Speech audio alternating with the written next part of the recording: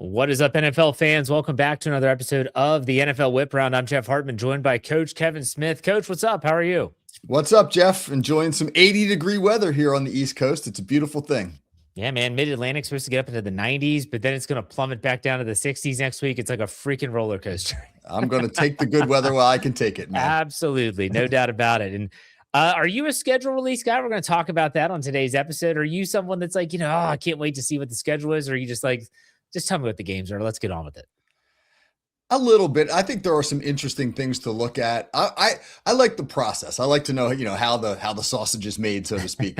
That's something we're not privy to. I would love to have an opportunity to see that in action and what gets calculated. How do they determine fairness? Like, I get the primetime stuff, right? You're going to put the teams on there that you think are going to be the biggest draw, et cetera.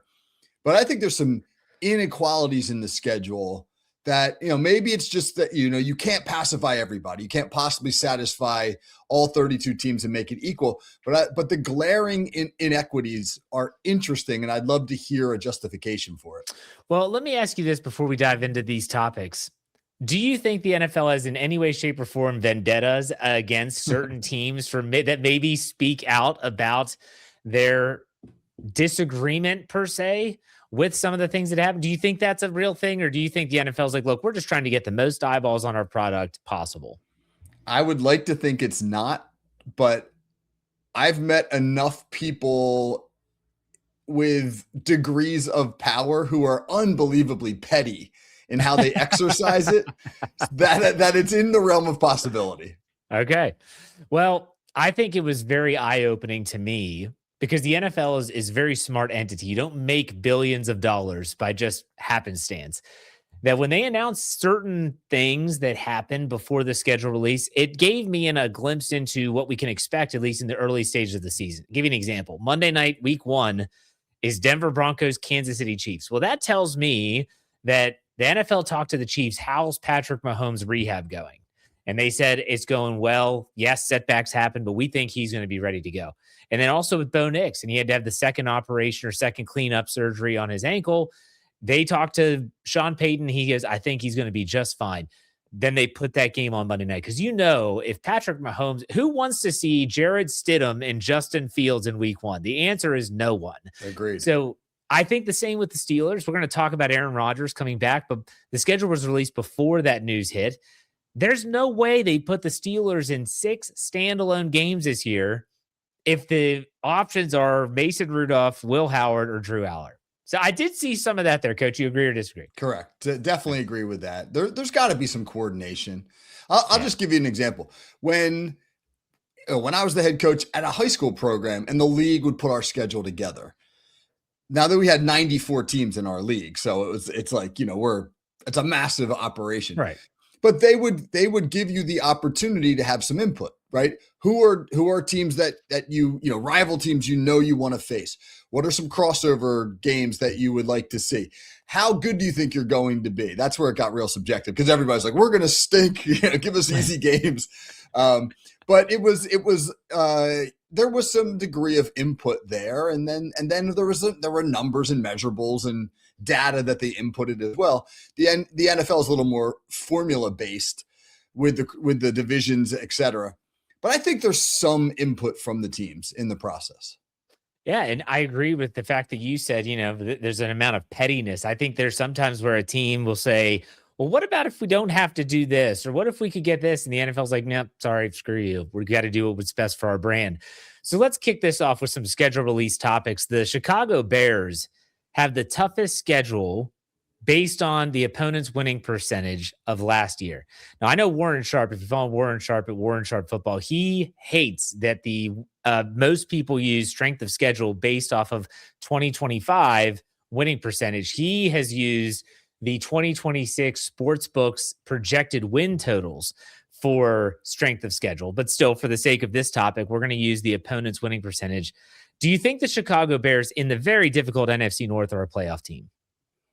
Well, he's probably right that using projected win totals is a better way to calculate schedule strength. But if you look at the last 5 years, the team that had the number one strength of schedule based upon the previous year's results only had a winning record twice. Wow. And won a total of one playoff game. So those 5 teams won a total of one playoff game, which gives you a pretty good indication that strength of schedule is legit. If they say you have the hardest schedule, the results tend to play out that you do. Now, could the Bears be an outlier? Absolutely. I think that Ben Johnson is an excellent head coach who did some phenomenal things in Chicago last year.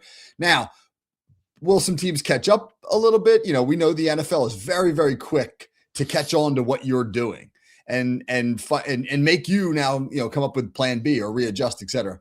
But I think Ben Johnson and that Bears team is really good. And they've done some nice things in the offseason to fortify their defense, which was their biggest weakness. So if there's a team that's going to buck the trend of, struggling against the league's hardest schedule, I think Chicago could be it. I'm going to say that no, I don't think they're a playoff team. Last year, you saw a Chicago Bears team. They were very tough, very resilient. Ben Johnson's a good coach. I agree with you when you said, other teams catch up with the trends and what you're doing.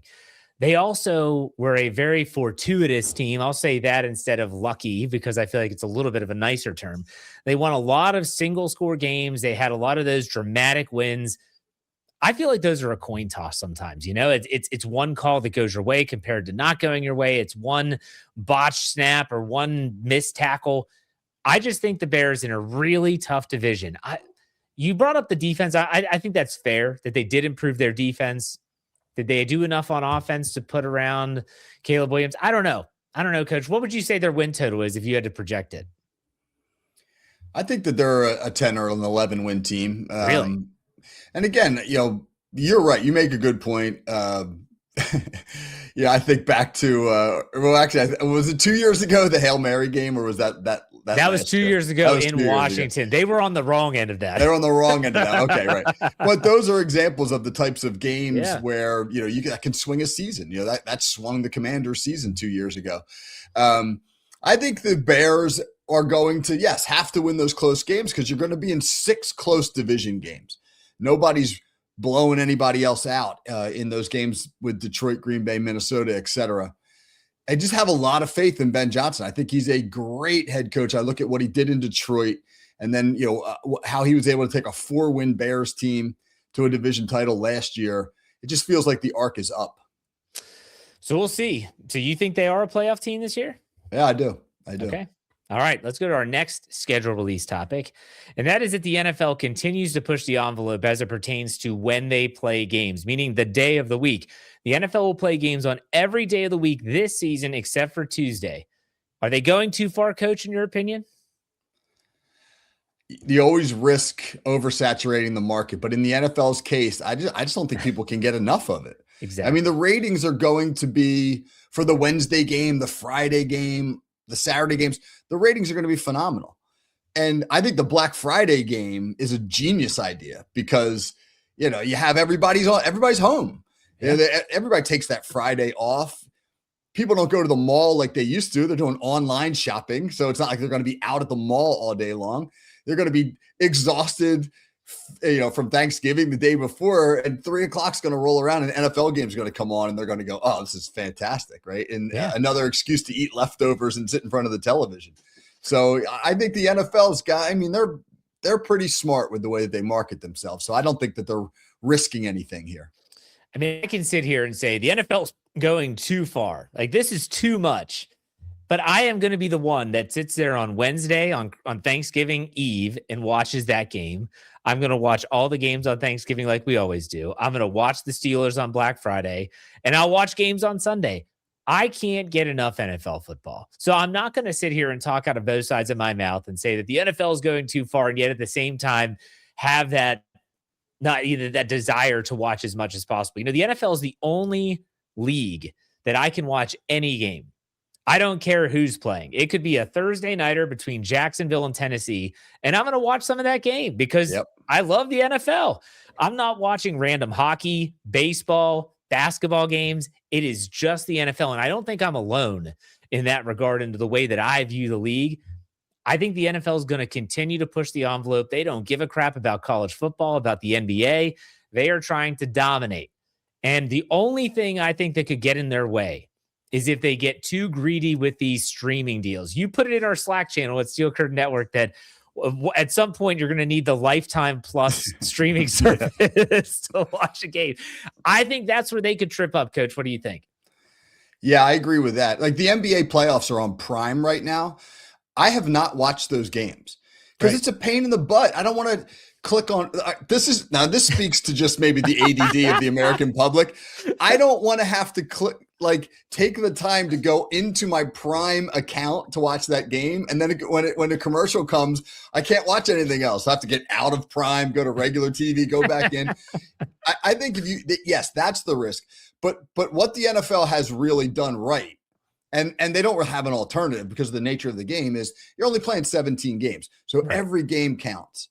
And you watch a mid-season NBA game in January and it's game 40 of an 82-game schedule. Nobody cares. These guys are slogging through, giving half an effort. The stars are sitting out for quote-unquote load management. There's no load management in the NFL. Everybody's playing as hard as they can every game because every game matters. All right, last little bit of schedule release topics here. The 49ers by far have the most travel miles that need to be taken. And West Coast teams typically lead in this category anyways, but they have to go to Australia. That's the other side of the planet. And it's over 13,000 miles more than any other NFL team. Now, it just so happens, I mentioned this earlier in the show, Kyle Shanahan was pretty vocal about his we'll just say he wasn't fond of what the NFL is deciding to do with the Melbourne game when they're having it, that it's a division game. Do you think the 49ers got screwed here, Coach? A little bit. 13,000 miles more than anybody else. That's a lot. Yeah. I mean, that's like 4 cross-country trips, more than anybody else. And when you look at it against like the bottom of the league, the Carolina Panthers are traveling 8,000 some miles. The 49ers are traveling almost 48,000 miles. They've got almost 40,000 miles more travel than do the Panthers. You can't tell me that doesn't have an effect. You know how it is. I'm sure you've flown cross country. A cross country flight definitely takes a little bit of adjustment on your body. And so I know that sometimes it's how the schedule falls, right? If you're the NFC East and you happen to cross over against the AFC East, you're not going to travel as much. But putting them in Australia really, I think, was I don't know if they stuck it to them, but it wasn't fair. If I were Shanahan, I'd feel like I had a beef as well. It wasn't fair in the way that they could have looked at, okay, who do we want to put there? And if you're looking at miles, you're like, San Francisco's got to travel a ton. But I'd imagine the LA Rams, who also have to go to Australia, even without that trip to Melbourne, would be high on that list as well. Why? Because it's a West Coast team. They always tend to have to travel more. But for me, I thought that if the NFL wanted to do them a solid, they would have said, okay, we want to do this and we want the 49ers there, but not this year. Maybe they're paired with the AFC East and the NFC East, and they're going to have to be traveling across country more often. But the NFL doesn't care. They want marquee matchups. They don't care about your travel. They don't care about if you have a bye week after your international game. They don't care. They don't care about player safety, player health. They've proven that with when they turn Thursday Night Football into a weekly thing. Just because you have guys wearing Guardian caps doesn't mean all of a sudden you care about their safety. So I think for me, the 49ers did get hosed here. Absolutely, I think they got hosed. But I also don't know if there's a right or wrong way if you're playing a game in Australia. Right. Well, not coincidentally, the Rams are the second most in terms of travel miles at 34,000. And then the Cowboys and Patriots are third and fourth at 27 some thousand miles. So you're looking at San Francisco having to travel 20,000 miles more than every team in the NFL except for the Rams. Yeah. Again, that's a lot. It absolutely is. All right, let's go to our next topic here. Aaron Rodgers is back in the black and gold. We knew it was just a matter of time. You were getting fed up. I kind of felt keeps on giving.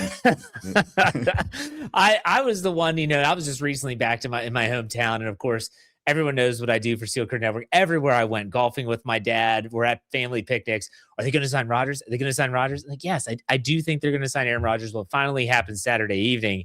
What's your thoughts on Aaron Rodgers being back in Pittsburgh, Coach? It's such a it's such a tricky subject for the Steelers because it absolutely gives them their best opportunity to win in 2026. And they have done a nice job this offseason of improving the roster in just about every area. Like, I don't know if the Steelers have a glaring weakness on their roster and at a position group. Are they good enough to win it all? Most people would say no.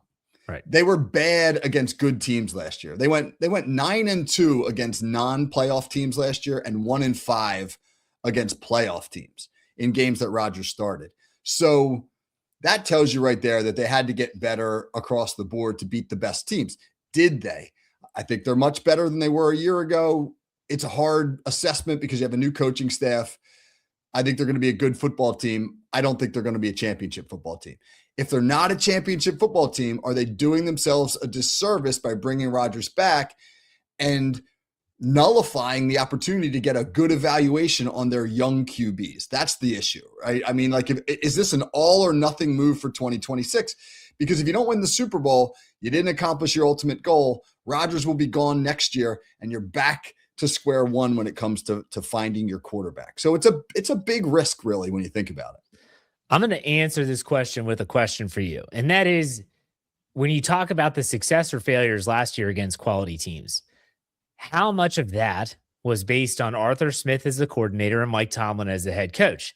How much of that was on the offense compared to how much on the defense?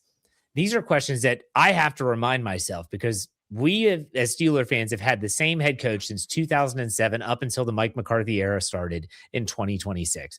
And there were always these assumptions. You just knew what was going to happen. You knew how Tomlin was going to approach games.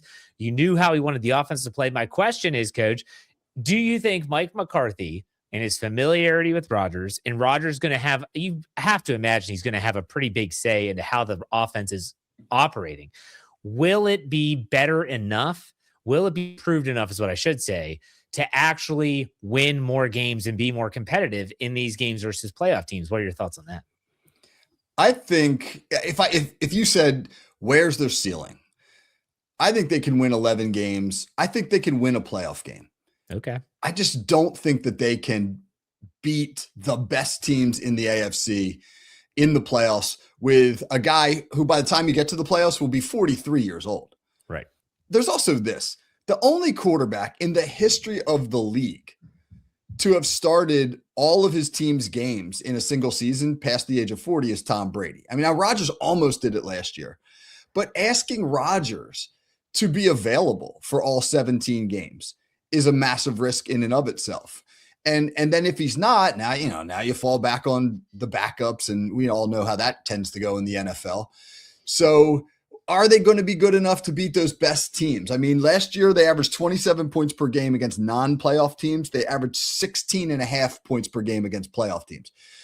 To beat playoff teams, you got to score 24, 25, 26 points per game. Are the Steelers going to be 8, 9, 10 points a game better this year with Aaron Rodgers back at quarterback? Yes, even with all those improvements, I think they will be better. Are they going to be 9 or 10 points a game better? I don't think so. If you talk about the Steelers and you're trying to put a capsule around all of it, I think you have to include the defense and looking at the defensive ranks in those games that they lost. Yes, the offensive production dropped precipitously. I mean, it was crazy how they just couldn't score points, and that's understandable. I personally think that the Steelers' success or failures this year is going to be based on the running game, not just on offense, but can the Steelers stop the run on defense? Last year, with Derek Harmon out of the lineup, it was almost 100 yards difference, and that was a rookie defensive lineman. If they don't, and they did their part. You get Joseph Day, Ashton Joseph Day to help in that regard. You got Derek Harmon back for another year. Y.A. Black's back. Keanu Benton is going into his 4th year. Cam Hayward's back. They should be better equipped to stop the run. I think that this is the Steelers' failures. While we can point to what Aaron Rodgers did or didn't do, also we have to look at what the Steelers' defense hasn't done as well. They are the most. Everyone knows. They are it's the most expensive. I think it's still the most expensive defense in the league. And okay, where are you stepping up and really driving home the point that you are the best, not just the most expensive, but the best? I don't even know if I'd say the Steelers defense last year was a top 10 unit, but do you think they've improved themselves in that regard? Well, here's where I'm more optimistic about the defense. I think Patrick Graham, the new DC, will make a huge difference Okay. because that scheme was stale. We have heard it over and over and over again. We've heard it from analysts. We've heard it from former players. We've heard it from guys who played for the Steelers. You know, we heard it from Darius Slay, who was with the Steelers for most of last year, who couldn't believe some of the things they were teaching on defense. He was like, this scheme is so antiquated. I couldn't believe some of the things they had us doing. So I think the defensive improvement will largely be scheme based because Patrick Graham runs a pretty dynamic system. It's a modern NFL defense, and the Steelers absolutely needed to modernize. Steelers are going to be a really interesting team to keep your eyes on. As I mentioned earlier, they have 6 standalone games in this upcoming season, 4 of them on primetime, 2 non-primetime games are the game in France against the Saints at 9:30 a.m. in week 7. And then also the Black Friday game where they host the Denver Broncos at 3 p.m. So it's going to be really interesting. They're going to be in front of your television screen a lot this year. We'll see if Aaron Rodgers can A, stay healthy, and B, be productive. All right, our final topic here. Which team has the worst quarterback situation in the league? The Steelers now they have 4. I think they're in a pretty good spot. Now you look at Arizona. What do they have there? I mean, some people are saying Carson Beck could be a starter early in the season. He was the first pick of the 3rd round in the 2026 draft. The New York Jets with Geno Smith, Cade Klubnik is there as well. In Cleveland, they're saying Deshaun Watson is slated to be the starting quarterback. I don't know, Coach, out of those 3 teams, who do you have as the worst quarterback room? I still think it's Cleveland. I really do, because of the money you have to pay Deshaun Watson. They have to pay him $81 million this year. $81 million. And I know he goes away and he's off the books after this year, but he hasn't been a productive quarterback in the NFL for 3 seasons now. Yeah. And yeah, Shedeur Sanders is the backup. What do they have in him? You saw some, I don't know. I mean, I guess you saw some things you might like from him last year, but for the most part, he really struggled. I don't know if they have a quarterback like in their room that they feel can be the future there. At least the Cardinals feel like with Carson Beck, they got a guy that they can work with. Do the Jets feel the same way about Cade Klubnik? I don't know. I mean, the Jets would be a close second to me with the Browns here, but it just feels like until they unload that albatross that is Deshaun Watson and the dark cloud that he's really cast over that franchise, they're just going to be in a terrible situation quarterback wise. Well, and let's be honest, Arizona and the Jets, they're okay not being great because they are fine getting a top 10 pick. They need a quarterback that's it's supposedly going to be a great quarterback class in 2027. And so if they play Carson Beck and he plays great, that's fantastic. If he doesn't, okay, we suck. People thought we were going to suck anyways. We'll get a top 10 pick and we'll be able to make something of it. I think it's the same with the Jets, although the Jets do have I think a little bit better of a contingency plan with Geno Smith. But then again, Jacoby Brissett and Geno Smith's numbers last year were not that different. And so it's going to be interesting. I have to agree. Cleveland, because when you think about Cleveland, yes, you have Deshaun Watson. Yes, you have Dylan Gabriel. People forget about him. Shedeur Sanders. They drafted Taylor Green, didn't they? I think out of Oklahoma, Arkansas, one of those teams. I don't know, man. It's just one of those things where Cleveland just can't seem to get it right. But I'm going to agree with you. I'm going to say Cleveland. Which do you think of those teams is the worst team this year in 2026 in terms of overall record? Oh, it's not even close. Arizona. Arizona is not favored in a single game on their schedule. Vegas has them not as even the one.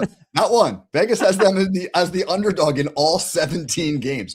I don't know. That might be a first. I don't know if I've ever heard of that before. So they're going to stink. And if they're smart, they'll give Minshew or Brissett a few starts, and then they'll find out what they have in Carson Beck. I think undeniably they're going to draft a quarterback at the top of the draft next year. But you might as well see if Carson Beck can play, because at worst, it drives you to the number 1 pick. You know, you're gonna stink either. No matter who the quarterback is, they're gonna stink. Yeah. And that's the thing that like when you look at the Browns and the Jets, you say, well, they've got pieces. The Browns have a really good defense. And, the Jets have some pretty good pieces, and they've done some nice things to surround the quarterback with some decent skill players. They're just not going to be good enough at the quarterback position. If they could ever get it right, either one of those franchises at quarterback, they might be okay. Yeah. I want to do a profile here on a position. It's not a player, it's a position. And this is one that you would be passionate about because it's a position you played in college, and that's safety. I'll be honest, I'll give you a little background here. I was on Twitter, as I often am, just checking the latest news and notes. And I saw a video where Troy Polamalu joined Ed Reed on some podcast, and they were talking about just the plays that were made. And Ed Reed was talking about Dick LeBeau and how, boy, did he know how to use you, man, as a player. And Polamalu was just glowingly of Ed Reed. And I thought about these two guys who played different positions, mind you. They were safeties, but they weren't the same type of safety. I thought about all the safeties of that era, the Brian Dawkins, and go back to Ronnie Lott. And Coach, what happened to the safeties in the NFL? I don't feel like the safeties are as prominent. They used to be big parts of defensive schemes, and they were big names in the league. Yeah, you can throw out the Kyle Hamiltons of the world, but I don't know, Coach, what's going on with the safeties? They're making a comeback. Oh, you think so? I do. Okay. With the way that they're being used these days. But see, here's the thing that I think you have to understand about the way safeties are being used these days. They're being used to do the dirty work. They're not splash players. Dawkins and Reed and Polamalu, those guys were splash players. You know, they made spectacular plays, but they were often used in ways that allowed them to be as such. You remember Minkah Fitzpatrick, his last 2 years with Pittsburgh. True. Everybody's like, where did all the splash plays go? That's because the Steelers sucked at corner. And they said, all right, well, we're just going to play cover 3 and back everybody off. And Minkah Fitzpatrick's going to line up 18 yards deep and nothing's going to get over the top. I remember Kevin Stefanski telling me, we can't throw deep on the Steelers because Minkah Fitzpatrick is there at 18 yards. So we don't even try. We just try to work all the intermediate stuff against them. Well, Minkah Fitzpatrick's statistics took a big dive as a result, but it wasn't that he wasn't effective. He was actually really good at what he was being asked to do. And I think you're seeing safeties now that role is transforming. You know, like what the Seahawks did with Nick Manwari last year. He was a huge part of their Super Bowl run, but they had him doing a lot of dirty work in the box, banging up against tight ends, fitting the run. Nothing sexy, but really, really effective. So it may just be that the role has transformed in a less glamorous light, but it doesn't make it less important. It's important. I get it. But man, like there used to be big names. I mean, you could even talk like a Bob Sanders who had a very short stint as a dominant safety. He made big plays. People talked about the hard hitting Bob Sanders, like a human missile. But at the same time, like I just feel like that safety position was just so glorified at one time. Now it's just not. But then again, I feel like all the glorified positions are just moving to either edge rusher or offensive players. That's it. No one even talks about corners anymore. No one even talks about cornerbacks anymore. It's either receivers, running backs, or maybe your edge rushers. That's it. I don't know. Offensive tackles. You don't want to, offensive tackles are becoming like really valuable pieces. Yeah, but no one cares. Offensive tackles don't even get invited to the rookie premiere by the Players Association. Like, why can't you get some offensive linemen out there to wear their new jerseys? Instead, you're getting third-round picks like Drew Aller going out to L.A. Why? He was a third-round draft pick. I get Jeremy Bernard as a second-round pick. I want to see Big Max Ihanator out there. Let's see Big IMAX out there with his 71 jersey on. They should be promoting those guys. Because I can tell you, man, when you're, like going to the combine, when I was standing next to Caden Proctor, 6'7", 355, I was like, what the hell? Unless you're up close, you just can't believe how big these guys are. They should be featuring those guys. Yeah, for sure. All right, Coach, it's been a good show. What's coming up on the call sheet? Anything fun? Yeah, Monday's show was about with Rodgers returning. It underscored the fact that the Steelers are opting for a 42-year-old quarterback underscores how hard it is to find your franchise guy. So we really dove in on that subject. Like, why is it so hard to find a franchise quarterback? Wednesday's show will be interesting. If you ever wondered what are the different roles that you have to play as a coach, depending upon whether you're a position coach, a coordinator, or a head coach, we're going to break all that down. What are the specifics of each one of those roles? So I think those are some good topics. Love it. Absolutely love it. Make sure you check that out wherever you get your podcast by searching The Call Sheet Daily with Kevin Smith. Coach, enjoy the rest of your week, man. We'll talk next week. Take it easy.